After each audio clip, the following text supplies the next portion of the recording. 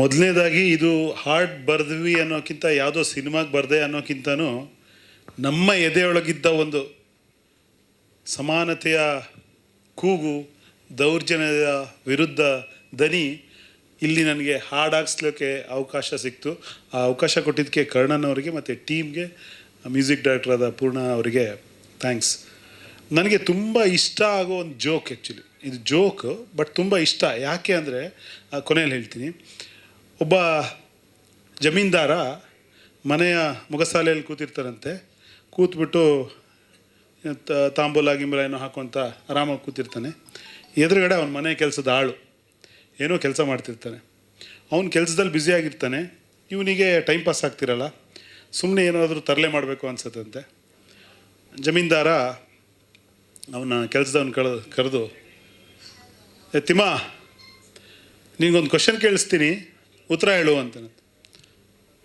ಕೇಳಿ ಯಜಮಾನ್ರೆ ಅಂತ. ನಾನು ಇವನು ಟೈಮ್ ಪಾಸಿಗೆ ಕೇಳ್ತಾ ಇರೋದು,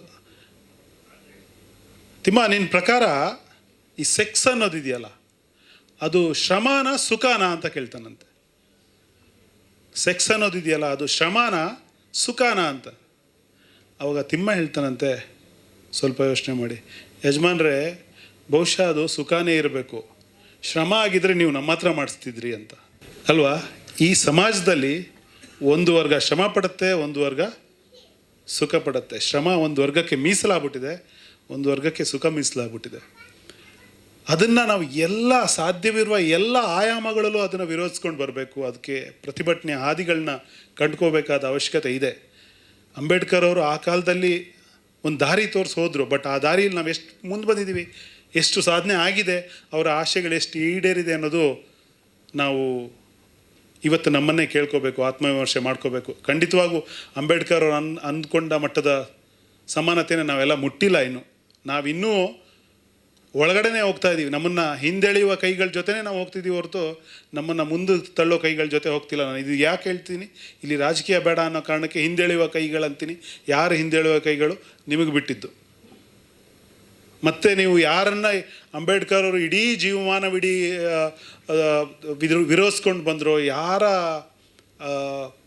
ಶೋಷಣೆಯನ್ನು ಇಡೀ ಜಗತ್ತಿಗೆ ತೋರಿಸಿ ಅದಲ್ಲ ಅಂತ ಹೇಳಿದ್ರು, ಮತ್ತೆ ಅವರಿಗೆ ಜೈ ಅನ್ನೋದಾದರೆ ಅಂಬೇಡ್ಕರ್ ಅವರ ಆತ್ಮ ಖಂಡಿತ ಶಾಂತಿ ಸಿಗಲ್ಲ. ಅವರು ಖಂಡಿತ ನಿಮ್ಮನ್ನು ಕ್ಷಮಿಸಲ್ಲ. ಅದು ಬಿಟ್ಬಿಡೋಣ. ಸಿನಿಮಾ ವಿಷಯಕ್ಕೆ ಬಂದಾಗ ಈ ಹಾಡಿನಲ್ಲಿ ನಾವು ಟ್ರೈ ಮಾಡಿದ್ದು ಅದೇನೆ. ನನಗೆ ತುಂಬ ಖುಷಿ ಆಯಿತು. ನಾವು ಕರ್ಣನ್, ನಿಮ್ಮ ಅಭಿಪ್ರಾಯ ಇದೇ ಇರುತ್ತೆ. ಕರ್ಣನ್ನು, ಅಸುರನ್ನು, ಆ ಥರದ ಸಿನಿಮಾಗಳು ನೋಡಿದಾಗ ಸಿನಿಮಾ ಎಂಥ ಪ್ರಭಾವಿ ಮಾಧ್ಯಮ, ಪ್ರತಿಯೊಬ್ಬ ಸಾಮಾನ್ಯ ಮನುಷ್ಯನನ್ನು, ಕಟ್ಟ ಕಡೆಯ ಮನುಷ್ಯನನ್ನು ತಲುಪುವಂಥ ಒಂದು ತಾಕತ್ತಿರುವಂಥ, ಮತ್ತು ಅವನನ್ನು ಬದಲು ಮಾಡಲು ತಾಕತ್ತಿರುವಂಥ ಅದ್ಭುತ ಮಾಧ್ಯಮ ಸಿನಿಮಾ. ಒಂದು ಏನು ಲೈಟ್ ಆಫ್ ಮಾಡಿ ಒಂದು 2.5 ಗಂಟೆ ಕೂರಿಸಿದ್ರೆ ಅದೊಂದು ಪ್ರಯೋಗಾಲಯ ಇದ್ದಂಗೆ. ಅಲ್ಲಿ ಅವನ ಮನಸ್ಸಿನ ಕೆಮಿಸ್ಟ್ರಿಯನ್ನು ಬದಲು ಮಾಡಿಬಿಡ್ಬೋದು. ಪ್ರಭಾವಿ ನಿರ್ದೇಶಕ ಒಬ್ಬ ಒಂದು ಸಿನಿಮಾ ಮಾಡಿದ್ರೆ, ಒಂದು ಕಥೆ ಮಾಡಿದ್ರೆ ಆ ಶಕ್ತಿ ಖಂಡಿತ ಇರುತ್ತೆ. ಈ ಅಸುರನ್ ಥರದ್ದು ಅಥವಾ ಕರ್ಣನ್ ಥರದ್ದು ನಮ್ಮಲ್ಲಿ ಯಾಕೆ ಬರ್ತಿಲ್ಲ ಅನ್ನೋ ಥರದ ವ್ಯತೆ ಎಲ್ರಿಗೂ ಇತ್ತು. ಬಹುಶಃ ಅದಕ್ಕೆ ಕರ್ಣನ್ ಅವರೇ ಒಂದು ಉತ್ತರವನ್ನು ಕೊಟ್ಟಿದ್ದಾರೆ ಈ ಧೀರ ಭಗತ್ ರಾಯ್ ಸಿನಿಮಾದ ಮೂಲಕ ಅಂತ ನನಗನ್ಸುತ್ತೆ. ಖುಷಿ ಅಂದರೆ ನಮಗೆ ಪರಿಚಯ ಇರೋ ಒಂದಷ್ಟು ಜನರು ಈ ಸಿನಿಮಾ ನಿರ್ಮಾಣದಲ್ಲೂ ತೊಡಗಿಕೊಂಡಿದ್ರು. ನಾನು ತುಂಬ ಖುಷಿಪಟ್ಟು ಬರೆದಿರೋ ಹಾಡುಗಳು, ಕೆಲವು ಲೈನ್ಗಳು ನನಗೂ ಕೂಡ ಈಗ ಕೇಳುವಾಗ ನನಗೆ ರೋಮಾಂಚನ ಆಗುತ್ತೆ. ಅಂದರೆ ನಾನು ಬೇರೆಯವರು ಬರೆದ ಲೈನ್ಗಳಿಂದ ರೋಮಾಂಚನ ಅನುಭವಿಸಿದ್ದು ಜಾಸ್ತಿ.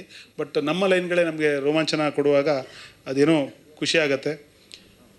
ಸುರಿಸಿ ದಿನ ಬಡಬಗ್ಗರು ಬೆವರು, ನಿಮಗಿತ್ತರು ಸಿರಿವಂತಿಕೆ ಪೊಗರು, ಯಜಮಾನಿಕೆ ದಬ್ಬಾಳಿಕೆ ಎದ್ದರು, ಸಿಡಿದೆದ್ದರು ಬರಿಗಾಲಿನ ಜನರು. ಇದು ನಮ್ಮ ಆಶಯ. ಈ ಸಿನಿಮಾದ ಮೂಲಕ ಎಲ್ಲೋ ಒಬ್ಬನಾದರೂ ದೌರ್ಜನ್ಯದ ವಿರುದ್ಧ ಎದ್ದು ನಿಲ್ಲಬೇಕು. ಎಲ್ಲೋ ಒಬ್ಬ ಅಲ್ಲ, ಊರಲ್ಲಿ ಒಬ್ಬೊಬ್ಬ ಆಗಬೇಕು. ಆ್ಯಕ್ಚುಲಿ ಅದು ಖಂಡಿತ ಕೊನೆ ಪಕ್ಷ ಎಲ್ಲೋ ಒಬ್ಬನಾರು ಎದ್ದು ನಿಲ್ಲಿ. ಚೆಗವರ ಅವ್ರು ಹೇಳ್ದಂಗೆ, ಜಗತ್ತಿನ ಯಾವುದೇ ಮೂಲೆಯಲ್ಲಿ ದೌರ್ಜನ್ಯ ವಿರುದ್ಧ ನೀನು ನಿಂತರೆ ನೀನು ನನ್ನ ಸಂಗಾತಿ ಅಂತ. ಹಂಗೆ ಅವರೆಲ್ಲರೂ ನಮ್ಮ ಸಂಗಾತಿಗಳಾಗ್ತಾರೆ. ಜೊತೆಗೆ ದುಡಿದು ದಣಿದ ಕೈಗಳೇ ಇನ್ನು ಆಳಬೇಕು ಈ ಜಗವನ್ನು. ಈ ಕಾನ್ಸೆಪ್ಟ್ ಕೂಡ ನೋಡಿ ಎಷ್ಟು ತಾರತಮ್ಯ. ಸ್ವಲ್ಪ ಜಾಸ್ತಿ ಮಾತಾಡ್ತಿದ್ದೀನಿ ಯಾಕಂದರೆ ವಿಷಯ ಇದೆ. ಬೇರೆ ಸಿನಿಮಾಗಳಲ್ಲಿ ಬರೆದಾಗ, ಲವ್ ಸಾಂಗ್ ಬರೆದಾಗ ವಿಷಯ ಇರಲ್ಲ. ಇದು ಹಂಗೆ ಹಿಂಗೆ ಹೇಳಿ ಮುಗಿಸ್ಬೇಕಾಗತ್ತೆ, ಕ್ಷಮಿಸಿ. ನೋಡಿ, ಸುಮ್ಮನೆ ನೀವು ಯೋಚನೆ ಮಾಡ್ತಿಲ್ಲ, ನೀವು ಕೇಳ್ತಾ ಇಲ್ಲ.